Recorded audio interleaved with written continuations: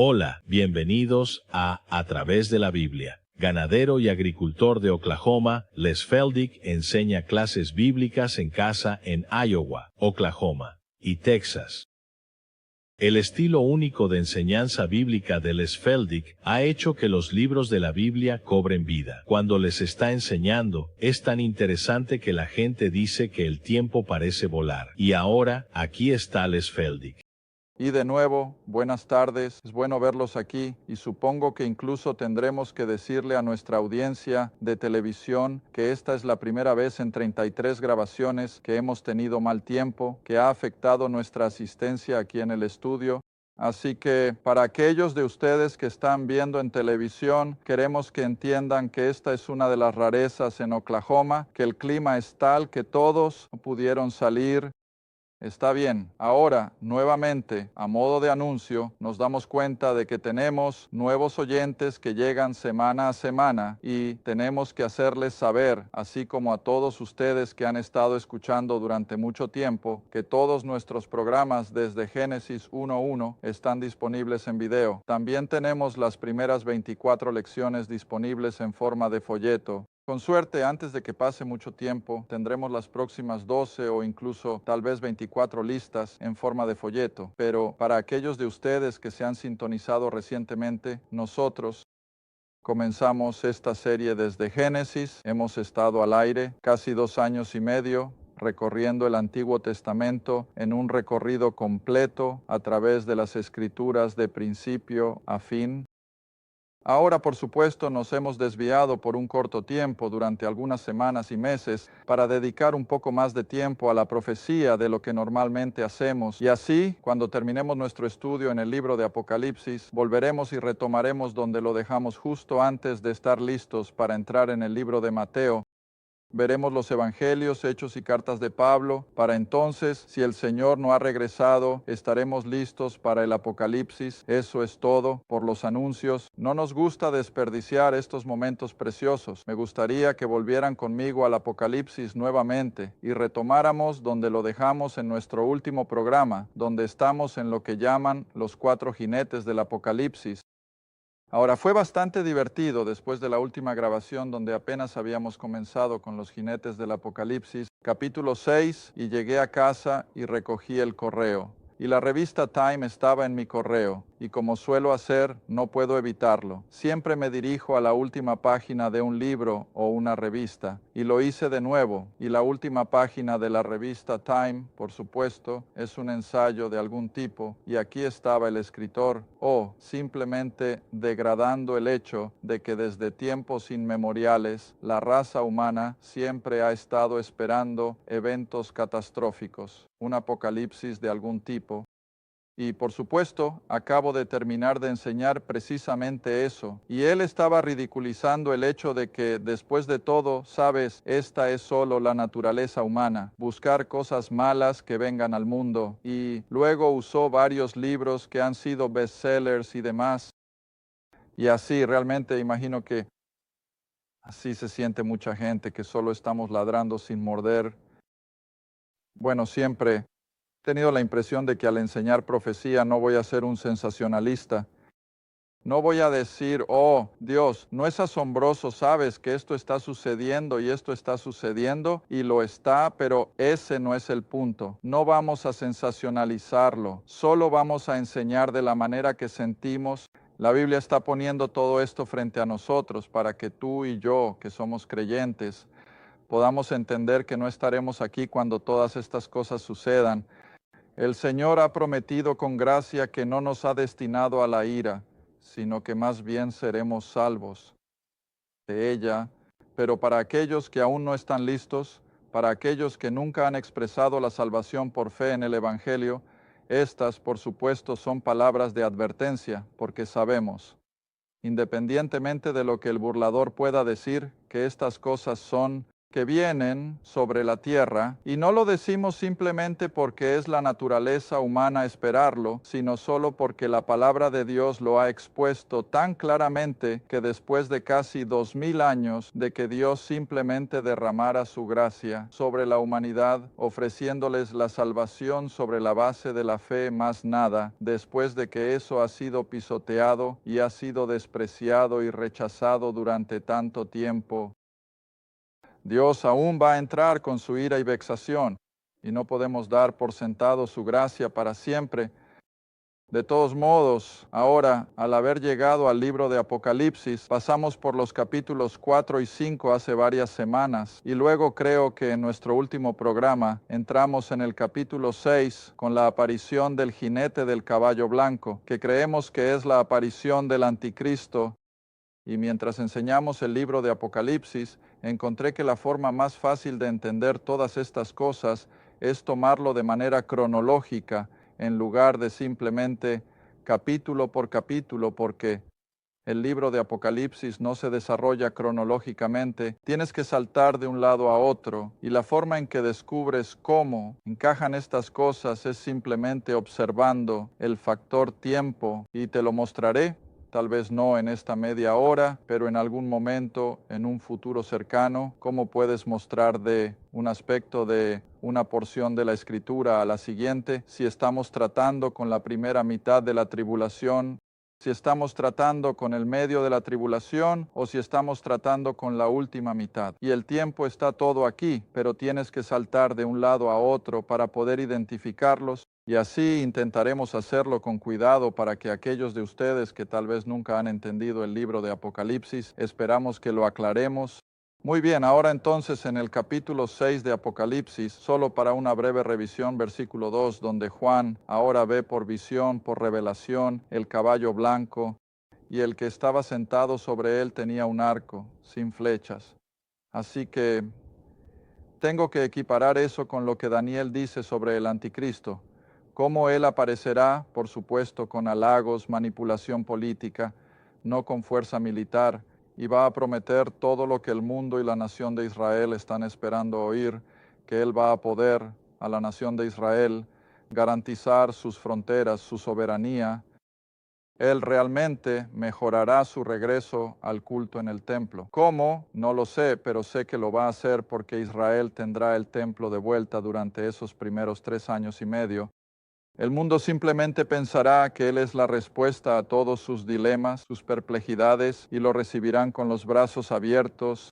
Y así Él aparece en la escena aquí, no con poder militar, sino con maniobras políticas y con un carácter carismático. Sin embargo, Él entra en la escena conquistando, y conquistar lo que simplemente significa que está juntando todo para establecer su base, poder. Ahora bien, como comenzamos un poco en nuestro último programa, en el versículo 3, llegamos al segundo caballo de los 4 jinetes, y este es un caballo rojo. Ahora voy a tener cuidado de que algunas de las cosas que diga hoy son estrictamente mi propia especulación personal, y siempre que me desvíe de lo que la palabra dice literalmente, siempre dejaré claro que esta es solo mi idea. No tiene que significar más para ti que cualquier otra cosa, pero puede provocar algo de reflexión.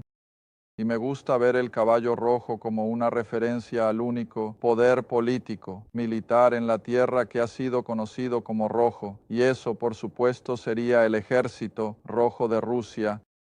Y así me gusta sentir, me gusta pensar que puedo vincular el caballo rojo de Apocalipsis aquí, con Ezequiel 38. Ahora, como hemos dicho antes, nos gusta enfatizar las cosas que ocurren al principio de los 7 años. Vamos a enfatizar muchas cosas que ocurren en el punto medio y luego, por supuesto, otro grupo de eventos que ocurrirán al final, y luego completaremos los detalles. Ahora, por supuesto, una de las primeras cosas que vemos aparecer aquí es al anticristo firmando ese tratado con Israel. Esa es una de las primeras cosas. Él firma el tratado con la nación de Israel. Y ese tratado les garantizará, según el capítulo 9 de Daniel, recuerden, 7 años, y Él va a garantizar sus fronteras. Él va a hacer aparentemente todo lo que su Mesías había prometido, Y siempre me sorprende. Cada vez que leo algo, especialmente en el Jerusalén Post, que hace referencia a su Mesías, es casi palabra por palabra de lo que he dicho a la gente a lo largo de los años que la nación de Israel estará buscando. Ellos van a buscar a un hombre que tenga poder político. Ellos van a buscar a un hombre que tenga suficiente poder militar detrás de él para que pueda cumplir sus promesas. Él va a ser un hombre que aparentemente será moralmente recto. Todo lo que la nación de Israel buscaría en un Mesías, y él les va a prometer paz y prosperidad, seguridad de sus vecinos. Y así firma ese tratado de 7 años con la nación de Israel, que por supuesto sabemos que también activará el reloj de Dios, lo pondrá en marcha, porque ahora comienzan esos últimos 7 años de profecía. Y recuerda, la profecía siempre está en un marco temporal, y especialmente a medida que Dios delinea los eventos que caerán dentro de ese marco temporal, entonces poco después, creo que él firma ese tratado de 7 años con Israel. Vamos a ver el caballo rojo y lo voy a equiparar con la invasión rusa o los rusos y los Gogs y Magogs de Ezequiel 38. Pero antes de que regreses a Ezequiel, me gustaría que te detuvieras en Mateo 24 en tu camino de regreso. Estoy haciendo eso por tu conveniencia. En Mateo 24, si recuerdas, durante las últimas semanas, al menos si no meses, siempre he designado como un capítulo que trata totalmente sobre la tribulación. Porque en los primeros versículos, en el versículo 3, por ejemplo, los discípulos se acercaron a Jesús en privado. Ahora estoy en Mateo 24, versículo 3. Los discípulos se acercaron en privado y dijeron, díganos, ¿cuándo serán estas cosas que se refieren a lo muy fin del tiempo? ¿Y cuál será la señal de tu venida y el fin de la era? Está bien, y luego Jesús comienza este discurso que describe este periodo de 7 años, y en estos versículos puedes encontrar un paralelo directo con la revelación del capítulo 6. Por ejemplo, sabemos que el caballo blanco, como ya hemos dicho, es la aparición del anticristo. Así que lo primero que Jesús menciona como parte de este período de tiempo es que muchos, versículo 5, vendrán en mí, nombre diciendo, yo soy el Cristo, y engañarán a muchos. Y eso, por supuesto, es exactamente lo que hará el anticristo. Él aparecerá como una persona engañosa, prometiendo todo lo que el mundo quiere. Pero sabemos que pronto se convertirá en el mismo emisario de Satanás. Está bien, entonces en el versículo 6 Jesús dijo, y oiréis de guerras y rumores de guerras, pero mirad que no os turbéis, porque es necesario que todo esto acontezca, pero aún no es el fin. Luego en el versículo 7 creo que este es el caballo rojo, porque nación se levantará contra nación y reino contra reino. Ahora voy a detenerme ahí con el caballo rojo y luego cuando lleguemos al siguiente caballo, el caballo pálido, volveremos y terminaremos este versículo. Pero ahora volvamos a Ezequiel 38, donde nos quedamos en nuestro último programa y vemos esta profecía contra Gog y Magog, y creo que casi todos están de acuerdo en que Gog y Magog son las naciones que ahora reconocemos como Unión Soviética, Europa del Este, lo que sea. Y a medida que avanzas por el capítulo 38, podríamos empezar con el versículo 2. Hijo de hombre, pon tu rostro contra Gog, la tierra de Magog, el príncipe principal de Mesec y Tubal, y profetiza contra él, y di así. Dice el Señor Dios, ahora nunca pierdas de vista el hecho de que Dios es soberano. Sé que el tema surgió nuevamente en nuestra clase anoche, y algunas cosas que no podemos entender que Dios hace. Pero sabes, no nos corresponde cuestionar porque Él es soberano. Él es el omnipotente, Él que todo lo sabe. Y las Escrituras nos dicen tan claro como el día que sus caminos son más altos que nuestros caminos, sus pensamientos son más altos que los nuestros. Así que no siempre podemos comprender su forma de hacer las cosas, pero solo tenemos que dejarlo en sus manos y saber que Él nunca comete un error. Y así, aquí nuevamente, Dios está declarando proféticamente que el día está llegando cuando Él va a traer este consorcio de naciones encabezado por los rusos. Y ahora dice en el versículo 4, te haré volver. En otras palabras, literalmente como girar un caballo, cambiará su dirección. Ahora, como he dicho, todo esto es solo mi propia proyección personal cuando digo algunas de estas cosas que no son directamente de la Escritura. Durante toda la Guerra Fría, sabemos que nuestros líderes aliados tenían un miedo mortal a una gran invasión rusa de Europa Occidental, y sé que eso sería cierto porque tenía un amigo que era consultor de nuestro ejército y un día, hace varios años, iba hacia el oeste por la I-40 y se detuvo a visitarme. Acababa de regresar de una gira de consultoría por Europa Occidental y el Ejército Rojo, mientras se enfrentaba a nuestras fuerzas allí en Alemania Oriental y demás. Y él dijo, Les, lo único que voy a recomendar a nuestras autoridades es que mejor preparemos una bomba de neutrones y la tengamos lista rápido. Ahora, ¿sabes qué hace una bomba de neutrones? Mata personal, pero no daña bienes, porque él dijo que con esa masa, tropas rusas y de Europa del Este enfrentando a las potencias de la OTAN serían nada más que carne de cañón. Y él dijo que no había forma de detenerlos, menos que usáramos ese tipo de arma, y así sabemos que hasta muy recientemente Europa estaba constantemente consciente de esa gran horda rusa sentada allí en las fronteras orientales, que no había forma de detenerla. Pero las Escrituras dicen que, aunque el mundo ha estado esperando que invadan hacia el oeste y vayan al Atlántico, las Escrituras dicen, te daré la vuelta, mira, y esto es exactamente lo que creo que tenemos aquí, que de repente, contrariamente al pensamiento general del mundo, las fuerzas rusas no se preocuparán por Europa Occidental porque ese será el dominio del anticristo. Ese poder tiene que estar en su lugar para la batalla de Armagedón. Y siempre recuerda que proféticamente solo hay realmente 3 áreas del mundo que están involucradas en esos últimos días de la tribulación o la batalla de Armagedón, y esas son Europa Occidental, el Oriente y partes de África. Ahora no hay nada en la profecía en lo que respecta al final, el mismo final de las hordas rusas o del hemisferio occidental. No hay nada en la profecía que involucre esas dos grandes áreas en esa última gran batalla. Ahora ten eso en mente mientras avanzamos.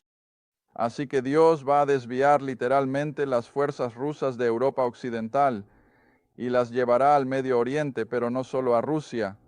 Ahora es interesante, he señalado esto a la gente, casi les saca los ojos. Y aquí tenemos un consorcio, especialmente antes de que el comunismo se desmoronara, que todas estas naciones enumeradas aquí eran ya comunistas o estaban a punto de convertirse en ello. Y aquí están en el versículo 5. Estas son las naciones y los pueblos que vendrán con los rusos o con esta confederación del norte hacia las colinas y montañas de Israel, Persia.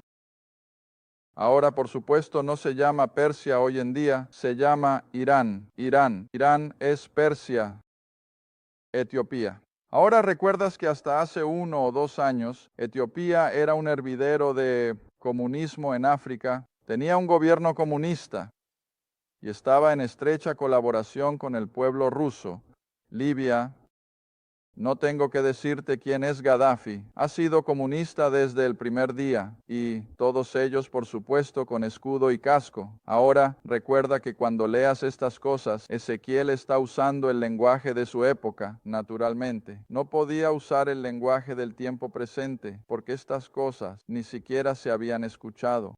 Pero el material de guerra, ya sean espadas y lanzas o ametralladoras y cañones, eso es irrelevante.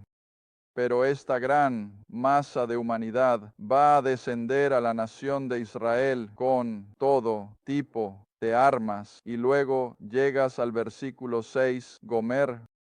Ahora, de nuevo, creo que casi todos los eruditos bíblicos están de acuerdo en que Gomer es, si no solo Alemania Oriental, es Europa del Este.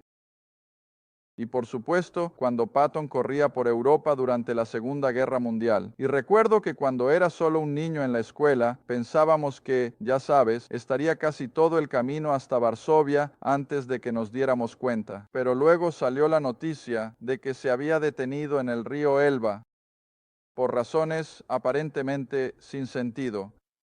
Su excusa era que se había adelantado a su logística, pero descubrimos más tarde que todo eso se había acordado en Yalta, cuando Roosevelt y Churchill se reunieron en Yalta y allí habían dividido Europa y en consecuencia tuvimos que detenernos en el río Elba.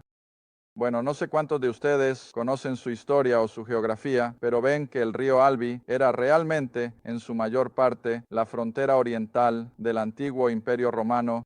Así que eso realmente dividió Alemania, exactamente donde necesitaba ser dividida, para que este Gomer estuviera un poco separado de lo que era más o menos Europa occidental. Ahora la otra cosa, cuando todo esto comenzó a desmoronarse hace unos años, todos comenzamos, estoy seguro, a preguntarnos, ¿qué pasa con Ezequiel 38? Y luego, ven, periódicos no siempre ponen en portada.